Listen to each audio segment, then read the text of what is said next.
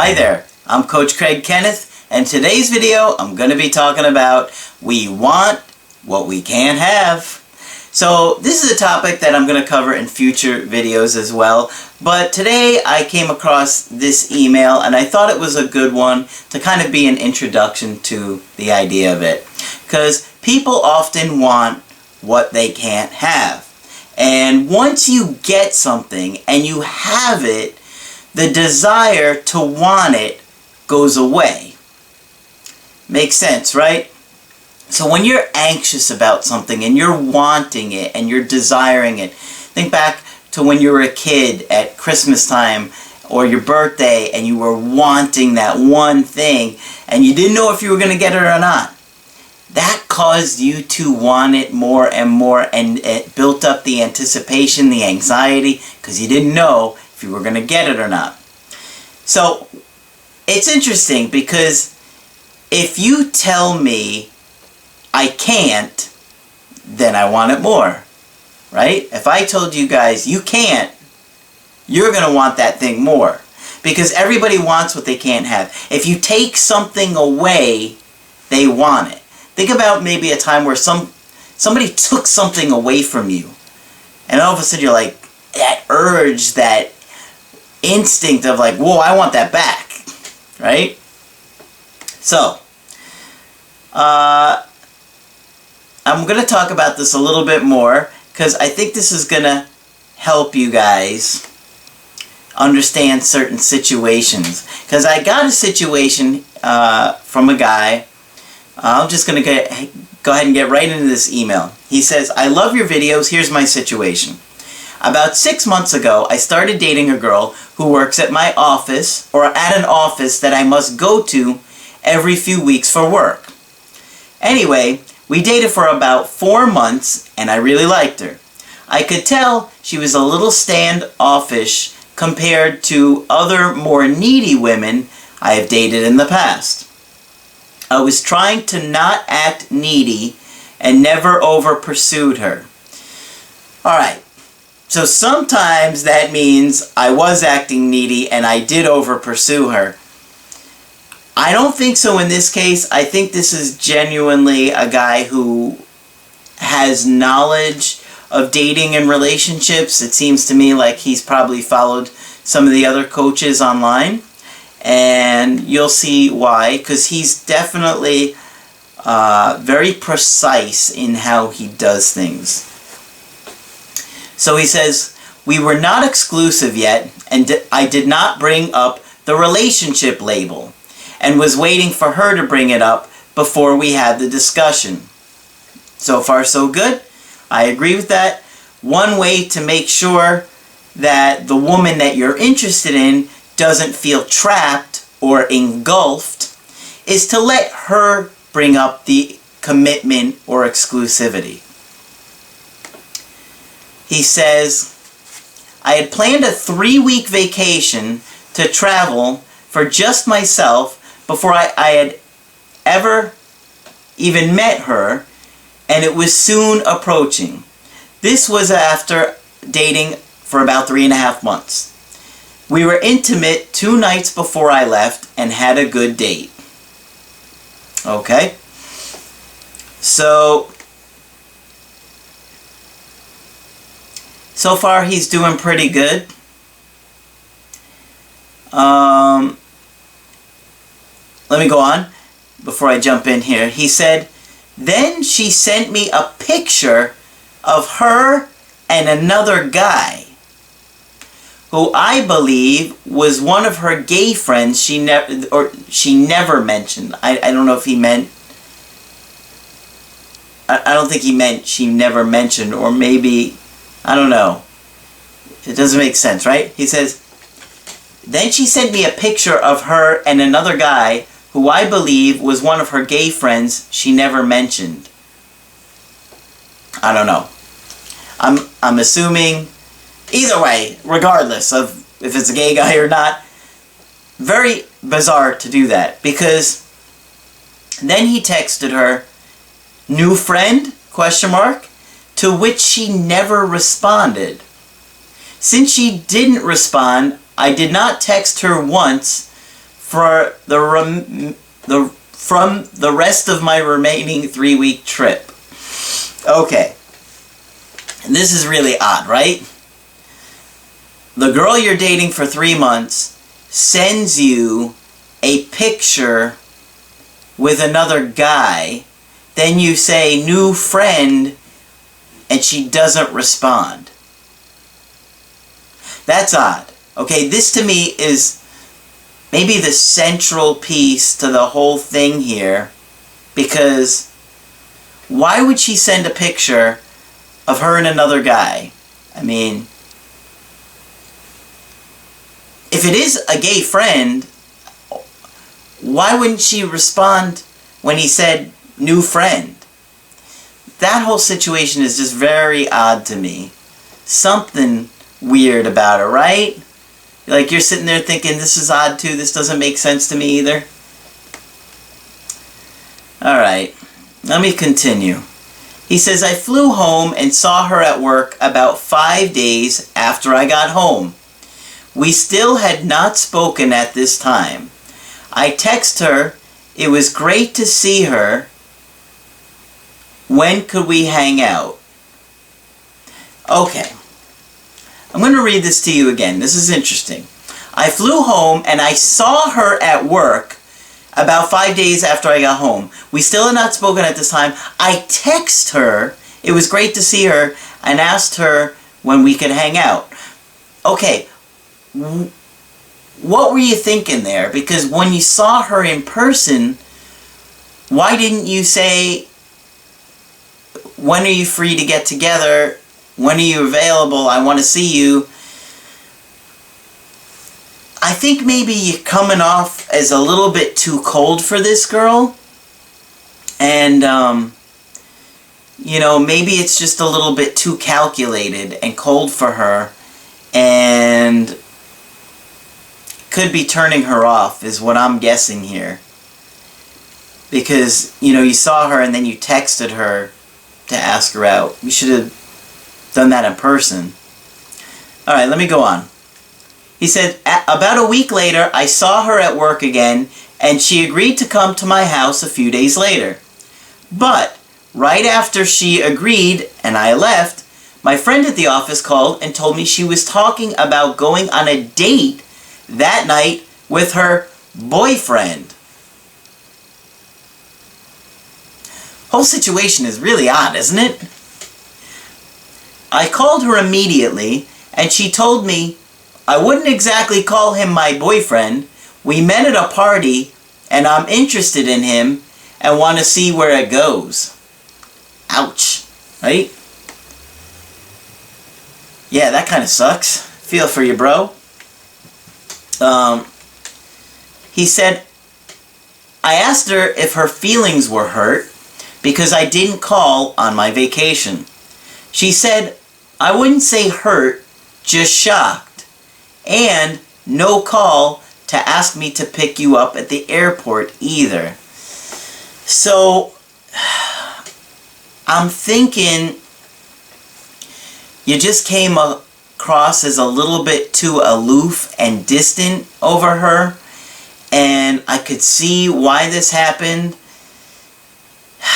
It's a tough situation because as a coach, I try and help make things easy for you guys and insightful as well to educate you so you can start to, you know, become more insightful and aware of things.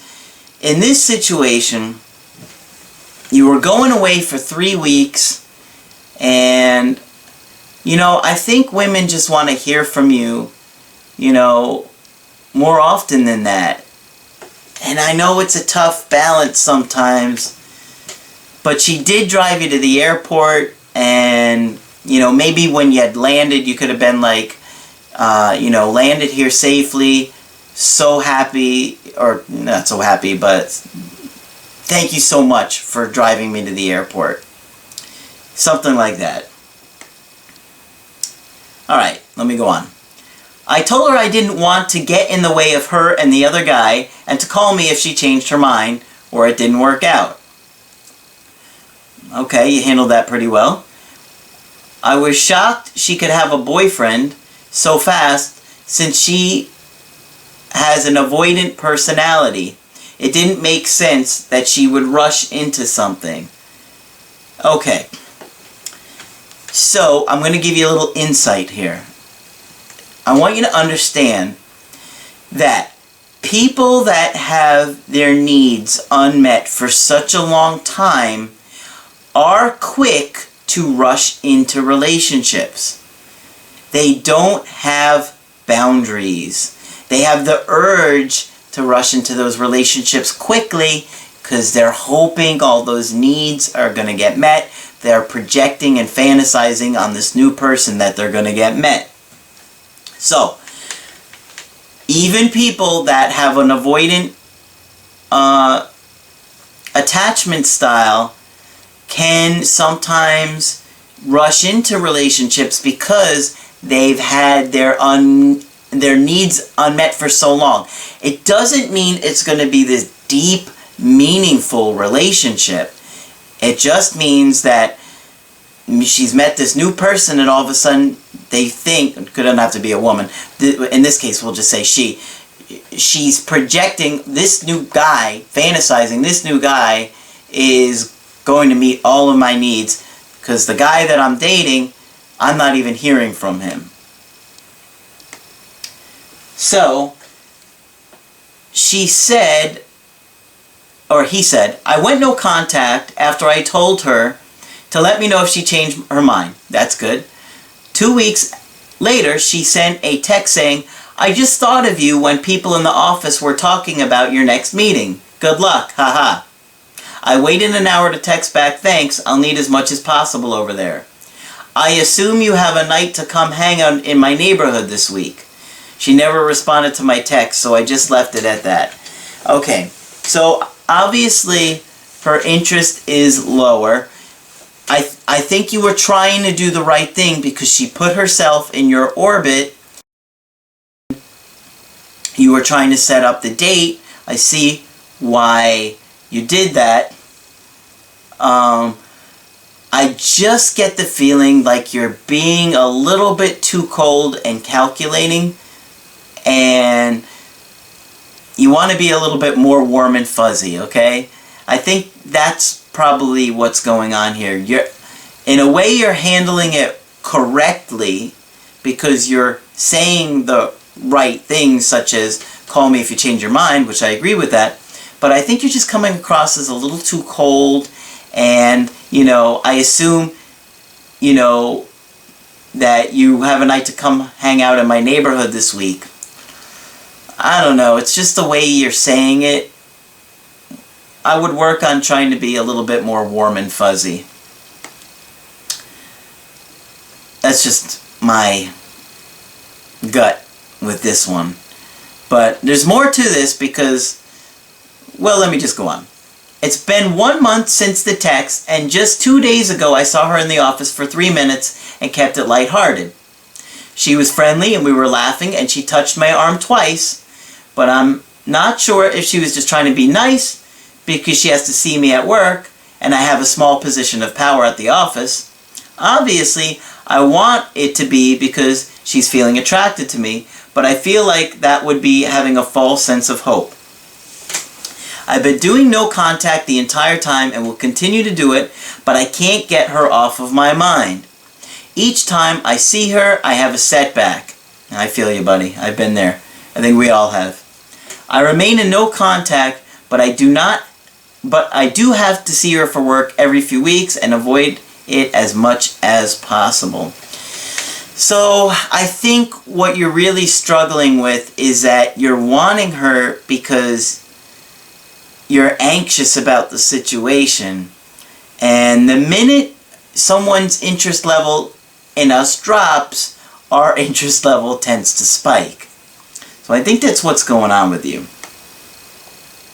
He said, what are your thoughts? Based on all I have learned in the past few months, I can tell she is dismissive, avoidant by things I have only ever noticed by dating her compared to other women I have dated.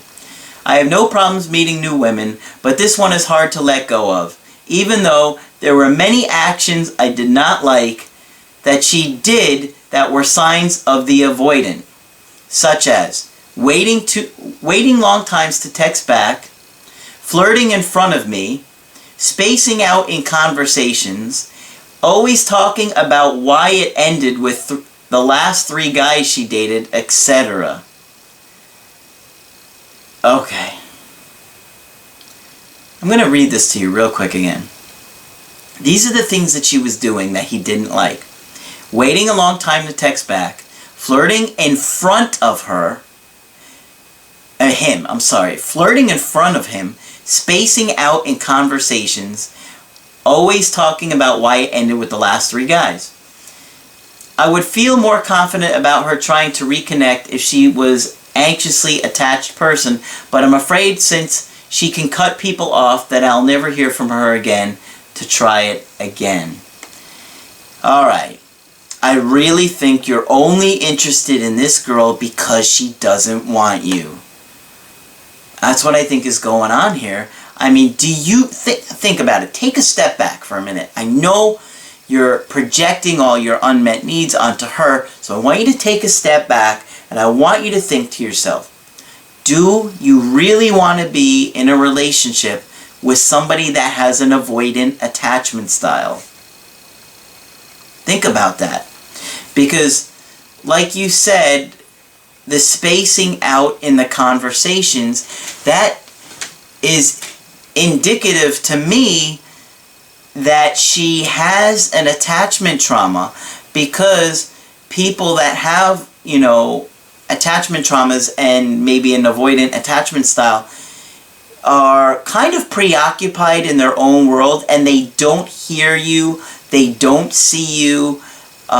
They're kind of focused on their own anxiety and their own unmet needs. So, what I think you should think about and really take a look at is your caregivers. Do you have a mom that has an avoidant attachment style? And so you're used to trying to get the object of your affections love, that you're constantly trying to have to get their love and affection. You didn't give me enough to go on to figure that out, but my gut is saying to me that might be what's going on for you here, because she is spacing out in conversation. She's flirting with other guys in front of you. Like, why would you want to be with a girl like this? It's tough, I know, but is that the kind of girl you ultimately want to be with? I mean, it doesn't sound like you're having issues going on dates and meeting other women. Honestly, I think she's doing you a favor. I think you're making this more, and relationships more, about the challenge. And it almost seems like you're more interested in playing a game than something authentic. And, you really want to focus on making relationship great and authentic. And I know that a lot of times we coaches give you strategies and, on how to follow steps. But ultimately, it's about a relationship and connecting with another person. And, I know it can feel like a game sometimes, especially in the beginning phases of a relationship. But you were with this girl for 3.5 months. She's driving in the airport. You want to really connect with somebody. That's ultimately what we're all looking for, is, are you there for me? Are you going to be there for me? Are you going to be listening to me? Are you going to care about me if I have a bad day? And, maybe you're getting caught too much into the steps. And that can happen. So, hold on, I've lost my place on the notes here. I just think that, with this situation, yeah, there's a chance you might get her back, but even if you did, would you really be happy with her? Is this the kind of girl that you could see yourself with in the future and building something on? Or is it just about the challenge of wanting what you don't have and can't have right now? Would you really want her? Here's a good way to end this, okay? Imagine If I told you tomorrow a girl that is prettier than her, funnier than her, sweeter than her, and has more money than her and more educated than her, imagine if she was to come into your life tomorrow, and I told you tomorrow morning, or tomorrow, whenever, it doesn't have to be in the morning, tomorrow, this girl was going to show up into your life and be interested in dating you. Would you really be interested in your ex? Think about that. So, if you have a question that you want to ask me, go to my website, askcraig.net, and in the Ask Craig section, you'll see my email. You can send me a short 1 or 2 paragraph question to me at most. Give me some time to get back with you. If you want to get my help right away, sign up for an email coaching or a Skype coaching and we can get you some help right away. If you like the video, throw a like on there and leave your comments below. That's it for this video. I'm Craig Kenneth and I will talk with you soon.